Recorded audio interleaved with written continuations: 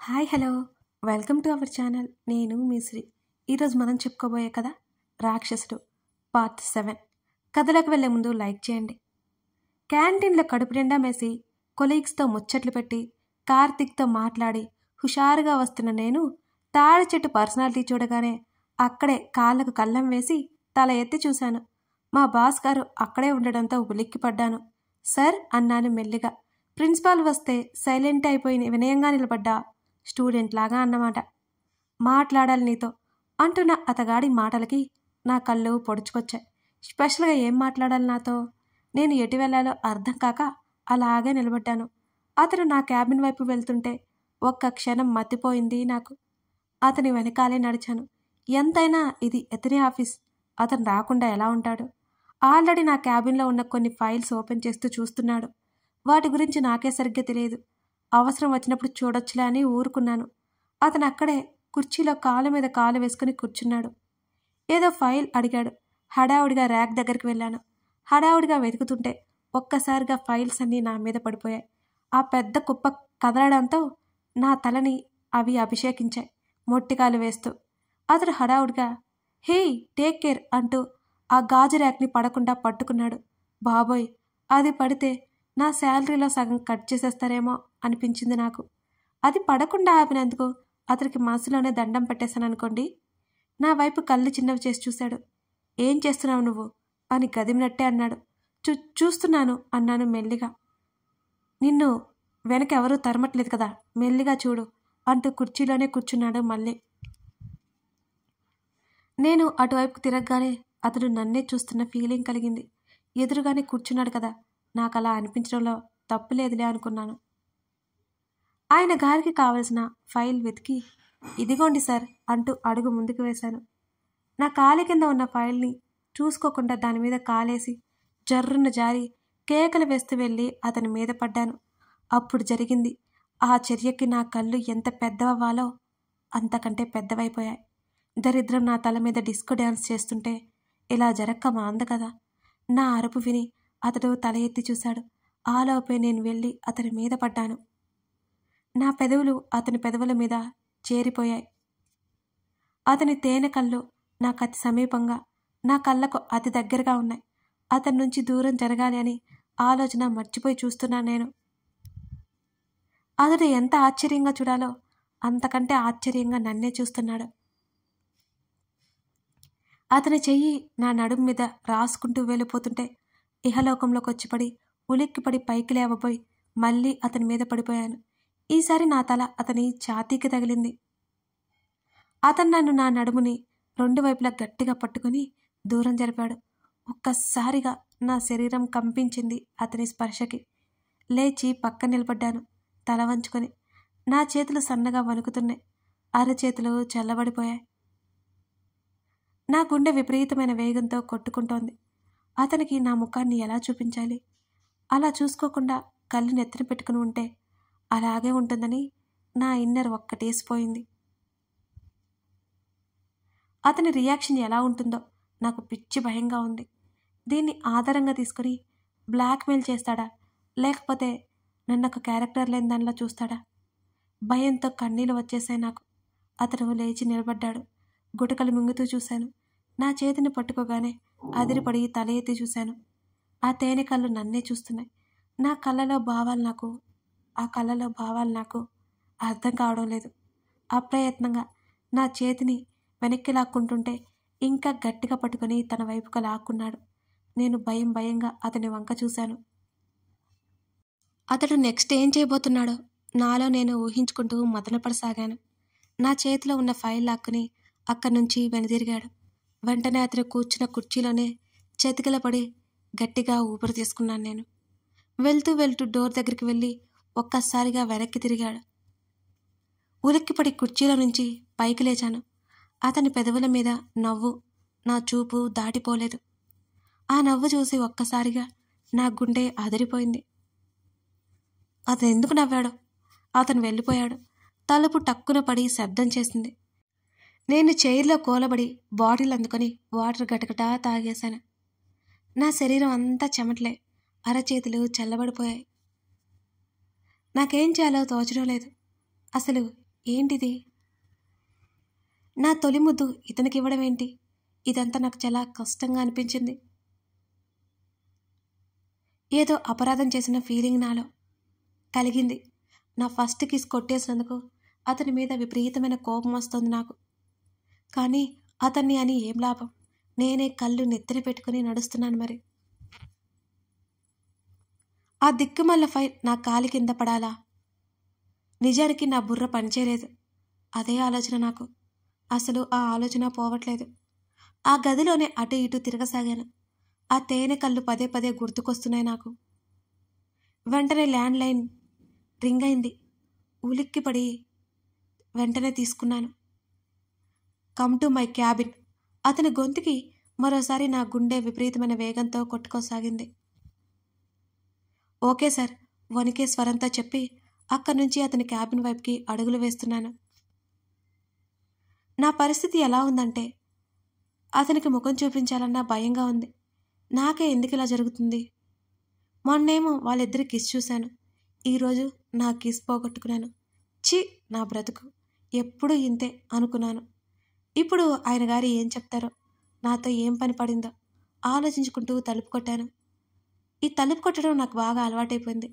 నా అనుభవాల వల్లే. మరి ఏం చేస్తాం? అతను పిలవడంతో మెల్లిగా లోపలికి అడుగుపెట్టాను నేను. తను కొన్ని ఆఫీస్ వ్యవహారాలు మాట్లాడాడు.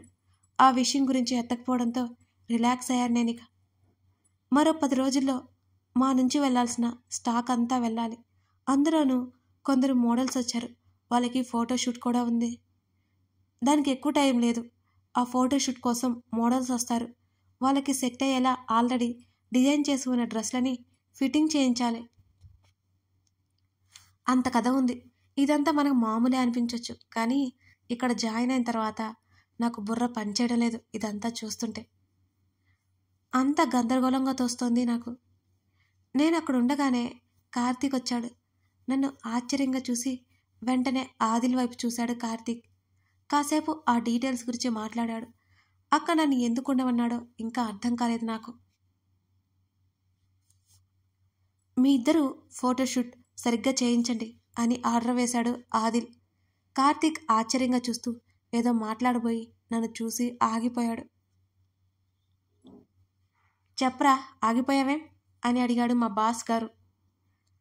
పర్లేదా అన్నట్టు చూశాడు కార్తీక్. ఆదిల్ కల్లార్పాడు. ఏంటి వీళ్ళు సైకిలు? నాకు అసలు ఏమాత్రం అర్థం కాలేదు. ఎప్పుడు నువ్వే కదరా వెళ్తావు, ఇప్పుడు నన్ను వెళ్ళమంటున్నావు ఏంటి అని అడిగాడు కార్తీక్. కార్తీక్ మాటలకు నోరు తెచ్చుకొని చూస్తుంటే అయిపోయాను నేను. ఎండి గారిని ఏకంగా రాని పిలుస్తున్నాడేంటి కార్తీక్ అనుకున్నాను. నోరు తెరిచి అయోమయంగా చూస్తున్న నన్ను చూసి, సాక్షి, అంత షాక్ అవ్వకు, మేమిద్దరం చిన్నప్పటి నుంచి ఫ్రెండ్స్ అంటూ క్లారిటీ ఇచ్చాడు కార్తీక్. అప్పుడు కానీ నేను ఆశ్చర్యం నుంచి బయటపడలేకపోయాను. వెంటనే ఆదిల్ వైపు తల తిప్పి చూశాను. అతని చూపులు నా వైపు లేనేలేవు. అతను మా ముద్దు విషయం మర్చిపోయినట్టున్నాడు. నాకు కావాల్సింది కూడా అదే. అమ్మయ్యా, ఈయనతో ఎక్కడికి వెళ్ళాలో అని భయపడి చచ్చాను. కార్తీక్తో వెళ్తే ఏ దిగులు ఉండదు అనుకున్నాను నేను మనసులో. నా ఆలోచనలో నేను ఉండగానే వాళ్ళు మాట్లాడుకుంటున్నారు ఇద్దరు. నువ్వు సెలెక్ట్ చేయి, నేను ఫైనల్ చేస్తాను అని అన్నాడు ఆదిల్. నువ్వెక్కడికి వెళ్ళాలి కార్తీక్ అడిగాడు. నేను అలాగే చూస్తున్నాను ఏం చెప్తాడా అని. ఆదిల్ కథనం. సాక్షి రూమ్ నుండి నా రూమ్కి రాగానే ప్రజ్ఞ కాల్ చేసింది. అప్పటి వరకు ఉన్న నా ఆలోచనలు ఒక్కసారిగా ఎగిరిపోయాయి. ప్రజ్ఞ ఎప్పుడూ అంత సడన్గా కాల్ చేయదు. ముందు మెసేజ్ చేసి నేను ఫ్రీ అంటేనే కాల్ చేస్తుంది. కానీ ఇప్పుడు అది వర్క్ టైంలో ఆమె కాల్ చేయడం వెనుక ఏదో ఉంది. ఏమైంది అనుకుంటూ లిఫ్ట్ చేసి మాట్లాడాను. ఆది, ప్రజ్ఞ పిలిచింది. ప్రజ్ఞ, ఈరోజు మర్చిపోయావా అని అడిగింది కాస్త చిన్నగా. ఏంటి ఈరోజు? నాకు నిజంగానే గుర్తులేదు. ఈరోజు నా బర్త్డే అని అంది ప్రజ్ఞ. ఒక్క క్షణం షాక్ అయిపోయాను నేను. రాత్రి ప్రజ్ఞ కాల్ చేసి తన బర్త్డే గురించి చెప్పి లంచ్కి వెళ్దాం అని చెప్పింది. ఆల్రెడీ లంచ్ టైం కూడా అయిపోయింది. నిజంగానే నాకు గుర్తులేదు ప్రజ్ఞ. ముఖ్యమైన పని ఉండటంతో అలాగే ఉండిపోయాను. ఇప్పుడు రమ్మంటావా అని అడిగాను నేను. ఆది, ఐఎమ్ రియల్లీ సారీ. నిన్ను ఇబ్బంది పెడుతున్నానా అంటూ ప్రజ్ఞ చిన్నపుచ్చుకున్నట్టుగా మాట్లాడింది. నోనో ప్రజ్ఞ, చెప్పు, ఎక్కడికి రమ్మంటావు అని అడిగాను నేను. నిజంగా వస్తావా అది అని అడిగింది ప్రజ్ఞ. ఆమె అనుమానిస్తుందో లేక నేను వస్తానని నమ్మలేకపోతుందో నాకు తెలియదు, కానీ వస్తాను అని చెప్పాను నేను స్థిరంగా. ఈవినింగ్ రెడీగా ఉండాది. 1 డే ట్రిప్ ప్లీజ్, కాదనుకో, నాకు నీతో టైం స్పెండ్ చేయాలని ఉంది అంది ప్రజ్ఞ. కొన్ని క్షణాలు ఆలోచించాను. రాలేవు కదా అది, నిన్ను ఇబ్బంది పెట్టి ఉంటే I'm really sorry. It's okay, నీకు పని ఉంటే నో ప్రాబ్లం అని అంది ప్రజ్ఞ. ప్రజ్ఞ మాటలకు నాకు గిల్టీగా అనిపించింది.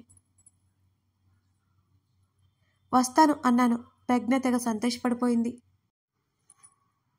ఈవినింగ్ రెడీగా ఉండమని మరీ చెప్పి కాల్ కట్ చేసింది. ఆ విషయం నేను కార్తీక్తో చెప్పలేదు. కారణం, అక్కడే సాక్షి ఉండడంతో నాకు చెప్పాలి అని అనిపించలేదు. చిన్న పర్సనల్ వర్క్ ఉంది, రేపు కూడా ఆఫీస్కి రాను అంటూ ఇద్దరిని చూశాను నేను. కార్తీక్ ఇంకా అడగలేదు. ఓకే, నేను చూసుకుంటాను, డోంట్ వర్రీరా. దాదాపు నువ్వు ఈ చైర్లో కూర్చున్నప్పటి నుంచి ఒక్కరోజంటే ఒక్కరోజు కూడా లీవ్ పెట్టలేదనుకుంటా. రేపు లీవ్ పెడుతున్నావంటే ఏదో ఉండే ఉంటుంది అంటూ అల్లరిగా నవ్వాడు కార్తీక్. Shut up idiot. నేను తిడుతుంటే కార్తీక్ ఇంకా నవ్వాడు. మా వైపు బెక్కమొహం వేసుకుని చూస్తోంది సాక్షి. కార్తీక్ అక్కడి నుంచి వెళ్ళిపోయాడు. లుక్, నేను పిలవగానే నా వైపు చూసింది సాక్షి. తను చేయాల్సిన పనుల గురించి చెప్పాను నేను. తను అన్నిటినీ నోట్ చేసుకుని తల ఊపింది సరే అన్నట్టుగా. నేను ఉండకపోతే నీకంత హెవీ వర్క్ ఉండదు, సో కార్తీక్ వెళ్ళడానికి నీకేం ఇబ్బంది లేదు కదా అని అడిగాను నేను. ఆమె కళ్ళు పెద్దవి చేసి చూసి లేదన్నట్టు అడ్డంగా తల ఊపింది. గుడ్, యూ మే గో అనగానే బుర్ర అడ్డంగా ఊపి ఫాస్ట్గా వెళ్ళిపోయింది. ఇంటికి రాను అని మా అమ్మకి చెప్పి కారులో బయలుదేరాను. ప్రజ్ఞ వాళ్ళ ఇంటి ముందు కారు ఆపగానే వచ్చి కారెక్కింది ప్రజ్ఞ. సారీ, పార్టీ లేదా నైట్ అని అడిగాను. వాళ్ళ పేరెంట్స్ ఏమంటారో అని. ఇప్పటి వరకు అదే జరిగింది. నీకోసం నైట్ క్యాన్సిల్ చేసి డే టైంలో పెట్టించాను అంటూ నవ్వింది ప్రజ్ఞ. అంటే నేను నీతో వస్తానని ముందే గెస్ చేసావన్నమాట అని అడిగాను నేను డ్రైవ్ చేస్తూ. నీకు కూడా నిన్నంటే ఇష్టమే, అది నువ్వు చూపించావు అంతే అంటూ నవ్వి నా భుజం మీద తలవాల్చింది ప్రజ్ఞ. ప్రజ్ఞ ఏవేవో ఎక్స్పెక్ట్ చేస్తున్నట్టు నాకు అనిపిస్తోంది, కానీ నేను అలా ఏమాత్రం ఉండలేను. నేను కంఫర్ట్ ఫీల్ అవ్వకపోతే ఎక్కడా ఒక క్షణం కూడా నిలవలేను. కానీ ప్రజ్ఞతో కంఫర్ట్గానే ఉంది. ముందు తన వల్ల నాకు ఏమీ ఇబ్బంది రాదని నాకు బలంగా అనిపిస్తోంది. అమ్మీతో ప్రజ్ఞ గురించి చెప్పాలి. నువ్వు నాకు ఇంకా బర్త్డే విషయం చెప్పలేదు, ప్రజ్ఞ అడిగినట్టుగా మాట్లాడింది నాతో. నేను చిన్నగా నవ్వి ఊరుకున్నాను. తను అడ్రస్ చెప్పి ముఖం తిప్పేసుకుంది.